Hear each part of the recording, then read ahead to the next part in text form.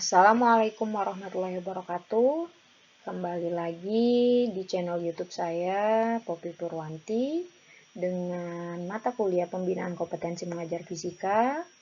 Pada kali ini yaitu membahas tentang pembelajaran blended learning. Nah, ini blended learning yang mungkin lagi hits sekarang karena keadaan pandemi ya, yang menuntut kita untuk belajar di kelas ataupun tanpa di kelas dan online learning. Nah, pengertian pembelajaran blended learning. Blended learning yaitu metode pembelajaran yang memadukan pertemuan tatap muka dengan materi online secara harmonis. Jadi, perpaduan antara pembelajaran konvensional di mana pendidik dan peserta didik bertemu langsung dengan pembelajaran secara online yang dapat diakses kapan saja dan di mana saja. Adapun bentuk lain dari blended learning adalah pertemuan virtual antara pendidik dengan peserta didik. Contohnya kita Zoom atau Google Meet gitu ya, di mana antara pendidik dan peserta didik mungkin saja berada di dua tempat yang berbeda, namun saling memberi feedback, bertanya, atau menjawab. Semuanya dilakukan secara real time atau langsung. Nah, ini untuk feedback bertanya dan tanya jawab. Ini adalah keaktifan ya bagi kita seorang guru bagaimana memancing mereka untuk bertanya dan menjawab. 5 kunci untuk melaksanakan pembelajaran dengan menggunakan blended learning. Adapun menurut tokoh Charman 2005 mengungkapkan bahwa terdapat 5 kunci untuk melaksanakan pembelajaran dengan menggunakan blended learning. Yang pertama, live event, yaitu pembelajaran langsung atau tatap muka, interaction secara sinkronus dalam waktu yang dan tempat yang sama gitu ya. Ataupun waktu yang sama tapi tempat berbeda atau virtual classroom.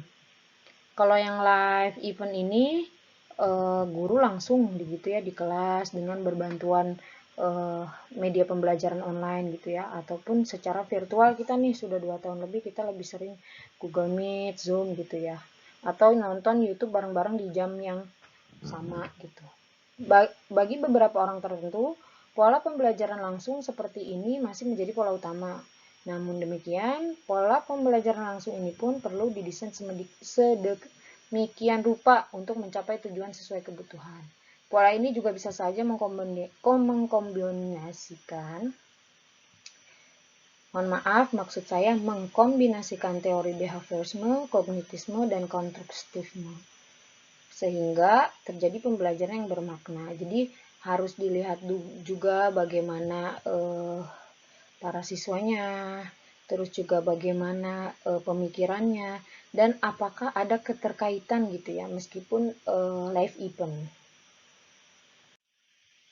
Terus yang kedua, self-paced learning, yaitu mengkombinasikan dengan pembelajaran mandiri gitu ya, yang memungkinkan peserta belajar kapan saja, di mana saja dengan menggunakan konten bahan belajar yang dirancang khusus untuk belajar mandiri yang bersifat text-based maupun multimedia based, berupa video, simulasi, audio, gambar, ataupun kombinasi semuanya.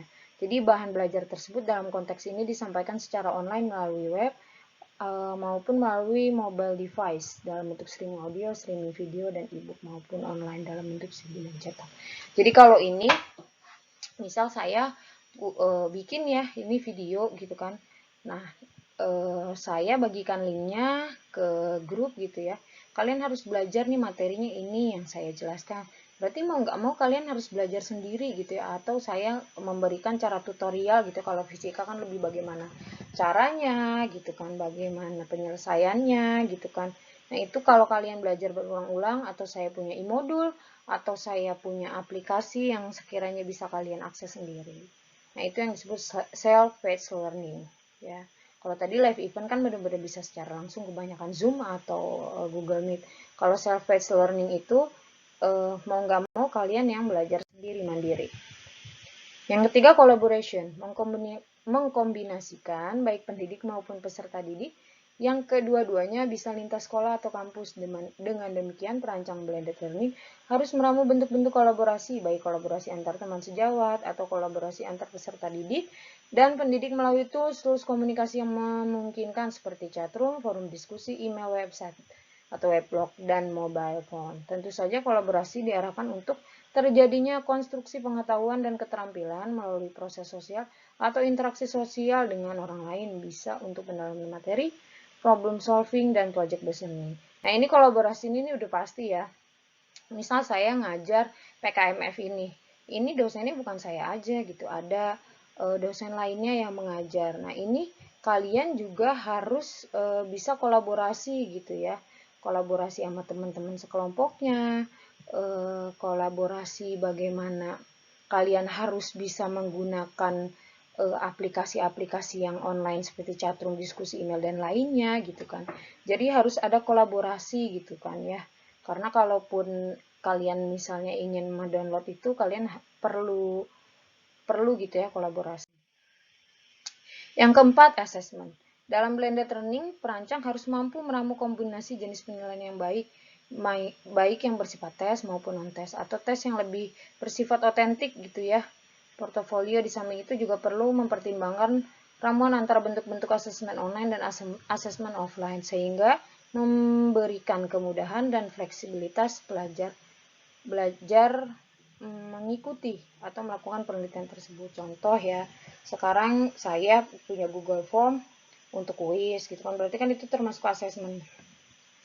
Atau saya melihat secara online bagaimana absensi kalian, bagaimana kalian antusiasme dalam belajar mengajar, proses belajar gitu ya kalau secara online. Kalau langsung itu lebih enak lagi gitu kan ya, praktek langsung.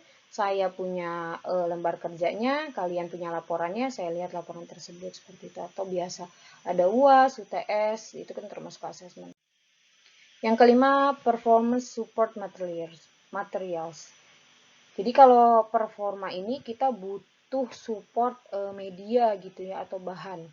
Jika ingin mengkombinasikan antara pembelajaran tatap muka dan kelas dan tatap muka virtual, perhatikan sumber daya yang mendukung gitu ya. Siap atau nggak siap, bahan ajar yang disiapkan juga bentuknya digital. Apakah belajar yang dapat diakses ini mudah nggak nih ya buat peserta didik gitu, maupun secara offline ataupun online. Jadi kayak di Unindra ya, alhamdulillah punya kalau kita disebutnya LMS gitu ya, pastikan juga bahwa aplikasi ini telah terinstal dengan baik dan mudah diakses. Oh, udah pasti Unindra punya SIAKAD, punya LMS, dulu ada SIKA gitu kan. Semakin ada perkembangannya, performa support materialnya juga tuh ada gitu kan. Dan saya sebagai seorang dosen juga harus memiliki support material gitu ya. Atau kalian menjadi seorang guru juga kalian misal difasilitasi gitu ya dari sekolah punya LMS sendiri. Atau sekarang biasanya kan kebanyakan pada pakai Google Classroom, Edmodo atau yang lainnya gitu ya. Jadi ada beberapa platform pendidikan kayak Ruang Guru atau Zenius gitu kan ya, yang support gitu ya, ada videonya, ada bagaimana pembelajarannya, intinya terintegritas dengan baik, seperti itu. Nah, kesimpulannya adalah blended learning adalah sebuah kemudahan pembelajaran yang menggabungkan berbagai cara penyampaian, model pengajaran, dan gaya pembelajaran memperkenalkan berbagai pilihan media dialog antara fasilitator dengan orang yang mendapatkan pengajaran.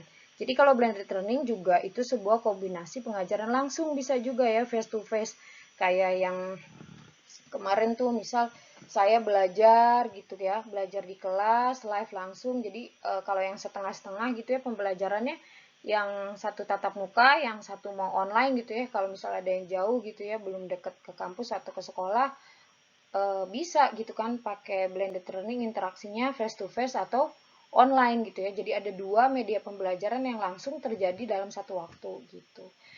Nah, seperti itu ya kalau blended learning. Ini pasti untuk sekarang ini hits banget gitu ya, model pembelajaran blended learning. Cukup sekian dari saya, terima kasih, mohon maaf jika ada kesalahan. Wassalamualaikum warahmatullahi wabarakatuh.